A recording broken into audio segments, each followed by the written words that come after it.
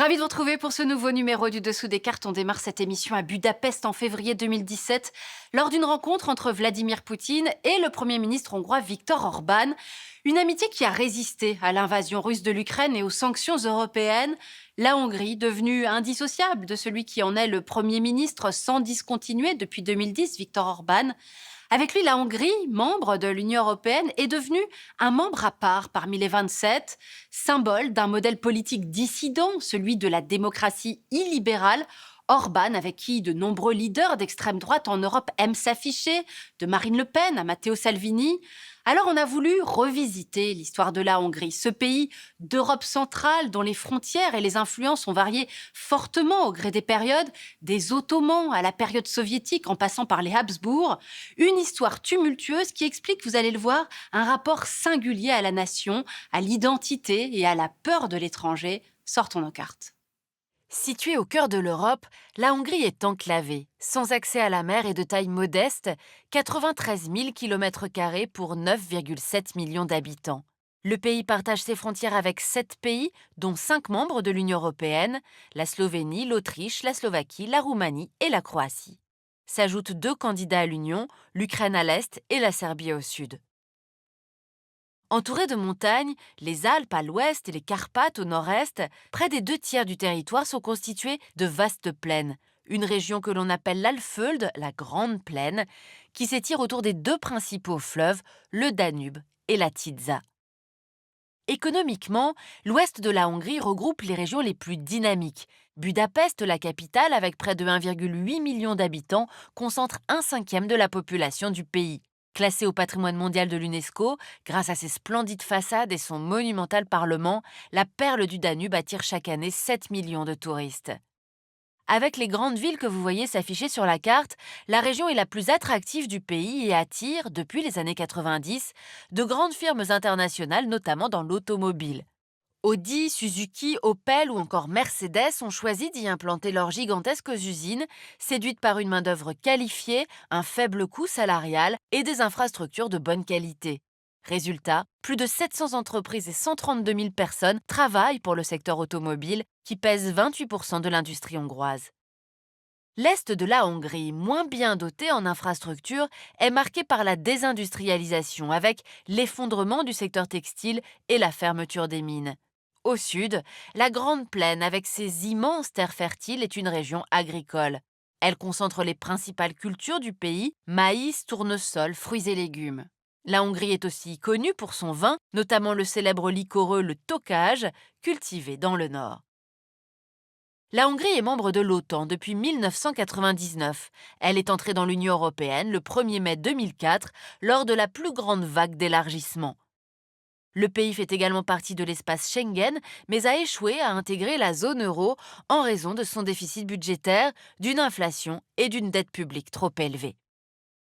La Hongrie, aujourd'hui État souverain intégré dans l'Union européenne, on l'a vu, a connu une histoire tumultueuse, d'invasions et d'influences multiples, et c'est ce qu'on va voir maintenant. Vers l'an 1000, le royaume de Hongrie est fondé par les Magyars, des cavaliers nomades venus des régions de l'Oural. Leur roi, Étienne Ier, convertit ses sujets au christianisme. Les Hongrois parlent ainsi une langue unique en Europe centrale, ni slave, ni latine, ni germanique, mais proche du finnois et de l'estonien, une singularité qui est une fierté pour le peuple hongrois. Au XVIe siècle, après plus de 500 ans d'existence, la Hongrie perd sa souveraineté. Le pays est divisé entre l'Empire ottoman qui occupe ces régions et de l'autre la Hongrie royale à l'ouest, placée sous la tutelle des Habsbourg. Ces derniers vont reconquérir les provinces ottomanes en 1699. Les Hongrois ne quittent alors le joug turc que pour tomber sous domination autrichienne. Ce n'est qu'en 1867 qu'ils obtiennent un début de reconnaissance nationale avec la naissance de la double couronne d'Autriche-Hongrie, union dirigée par François-Joseph Ier et la célèbre impératrice Sissi. S'ouvre alors un véritable âge d'or, période de progrès économique et de rayonnement culturel sans précédent. Une période de grandeur qui s'effondre à l'issue de la Première Guerre mondiale. Le traité de Trianon en 1920 est un traumatisme. Le pays perd les 2 tiers de son territoire et 60% de sa population au profit de la Tchécoslovaquie, de la Roumanie, de la Yougoslavie et de l'Autriche.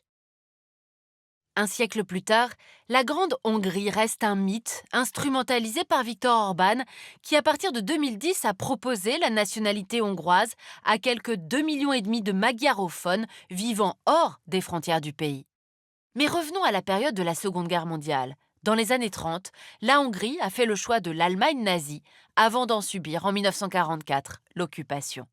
1945, la Hongrie tombe dans l'orbite soviétique. La République populaire de Hongrie, menée par Matyas Rákosi, est proclamée le 20 août 1949. Ce nouveau régime, sous la tutelle de Moscou, annonce des années de purge et de violence, comme lors du soulèvement de Budapest en 1956, réprimé dans le sang par l'armée rouge. En 1989, quand le pays se libère enfin du joug soviétique, il apparaît pourtant comme l'un des États post-communistes les plus susceptibles de réussir sa transition vers la démocratie libérale.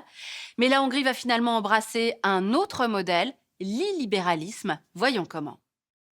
15 février 1991, la jeune démocratie hongroise impulse une nouvelle dynamique parmi les pays de l'ex-bloc soviétique, créant avec la Pologne et la Tchécoslovaquie le groupe dit de Visegrad. Objectif, faciliter leur intégration au sein de l'Union européenne. Ces pays espèrent alors que Bruxelles leur apportera la prospérité. De fait, l'aide économique européenne suite à leur adhésion en 2004 est majeure. La Hongrie a ainsi touché 25 milliards d'euros de fonds structurels pour la période 2014 à 2020, ce qui la place en troisième position des pays bénéficiaires après la Pologne et la Roumanie. Mais cette transition du modèle économique soviétique vers le système libéral sous perfusion bruxelloise ne va pas de soi, entraînant bouleversements et troubles identitaires. Un trouble auquel va répondre précisément un certain Viktor Orban. Celui qui, dans sa jeunesse, militait pour le départ des communistes et en faveur du projet européen, va évoluer progressivement vers un nationalisme populiste qui va séduire la Hongrie de ce début du XXIe siècle. Le cofondateur du parti Fidesz se veut le chantre d'une démocratie dite illibérale qui respecte le suffrage populaire mais bafoue l'état de droit. Liberté de la presse et d'association empêchée, justice mise sous tutelle, loi homophobe, corruption, xénophobie. Orban va exploiter notamment la crise migratoire liée à la guerre en Syrie. La Hongrie est en première ligne sur la route des Balkans. Orban crée la polémique en lançant en 2015 la construction d'un mur le long de la frontière avec la Serbie. Une crise qui souligne une fracture européenne entre l'Ouest et l'Est, avec un front commun, la résurgence du groupe de Visegrad. On y retrouve notamment le Parti national conservateur Droit et Justice de Jaroslaw Kaczynski, arrivé au pouvoir en Pologne en 2015, et le Fidesz de Viktor Orban en Hongrie. Leur leitmotiv, la défense de leur souveraineté face à une Europe à leurs yeux trop libérale, trop interventionniste et trop multiculturelle. Mais cette alliance idéologique va pourtant finir par se fissurer en raison de la guerre en Ukraine, notamment entre Budapest et Varsovie. La Hongrie s'oppose aux livraisons d'armes à l'Ukraine et refuse l'embargo européen sur le pétrole russe. A l'inverse, pour des raisons historiques et géographiques, la Pologne, aux portes de la guerre, devient tête de pont du soutien otanien et européen à l'Ukraine, jouant un rôle décisif dans les livraisons d'armes à Kiev. Orban, lui, a depuis longtemps fait le choix de Vladimir Poutine, on l'a dit. Ainsi, la Hongrie a été le premier pays de l'Union européenne à utiliser le vaccin russe Sputnik V contre le Covid, avant même l'autorisation de l'Agence européenne du médicament. Au cœur de cette amitié russo-hongroise, une connivence politique et des intérêts économiques bien compris, notamment dans le domaine de l'énergie. En Hongrie, 80% du gaz et 65% du pétrole proviennent de Russie et un contrat faramineux avec le consortium russe Rosatom a été signé en vue de l'agrandissement de la centrale nucléaire hongroise PAX. À contre-courant des pays de l'Union, Viktor Orban a été jusqu'à annoncer son intention d'acheter 700 millions de mètres cubes de gaz supplémentaires à la Russie. Du gaz importé par le gazoduc qui contourne l'Ukraine et passe par la Bulgarie et la Serbie. Atteinte à l'état de droit, soutien au Kremlin, Viktor Orban est aujourd'hui isolé au sein de l'Union européenne, seul État des 27 à attendre le feu vert de la Commission européenne pour percevoir les subventions du plan de relance post-Covid. Quelques 15 milliards d'euros d'aides européennes dont Viktor Orban a besoin pour financer sa politique. Dans sa contestation des valeurs européennes, le trublion hongrois a décidé de s'ouvrir toujours plus à l'Est. Outre la Russie, la Chine est aussi désormais un partenaire de prédilection. Preuve de ce rapprochement, la participation de la Hongrie aux nouvelles routes de la soie, qui prévoit une ligne de chemin de fer à grande vitesse entre Budapest et Belgrade, mais aussi, plus controversée, la construction d'un gigantesque campus universitaire chinois à Budapest, perçu comme un nouveau relais d'influence pour la Chine en Europe. En avril 2022, 2 mois après l'invasion russe de l'Ukraine, les Hongrois ont choisi, aux élections législatives, de maintenir une nouvelle fois au pouvoir l'allié européen de Vladimir Poutine, Viktor Orban, semblant apprécier sa campagne de protecteur de la nation.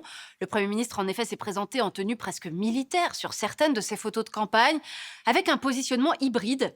Condamnation de l'invasion de l'Ukraine et accueil de réfugiés ukrainiens, mais refus de sanctionner le Kremlin et de renoncer aux hydrocarbures russes. Reste à savoir si ce grand écart diplomatique, un pied à l'ouest, l'autre à l'est, est tenable dans la durée. Pour aller plus loin, cette histoire de la nation hongroise par l'historienne Catherine Aurel chez Talandier, où comment dans ce pays l'idée de la nation a toujours été sensible. Ainsi s'achève ce nouveau numéro du Dessous des cartes. Rendez-vous bien sûr la semaine prochaine, même endroit, même heure. Et d'ici là, n'oubliez pas notre site internet arte.tv. À bientôt.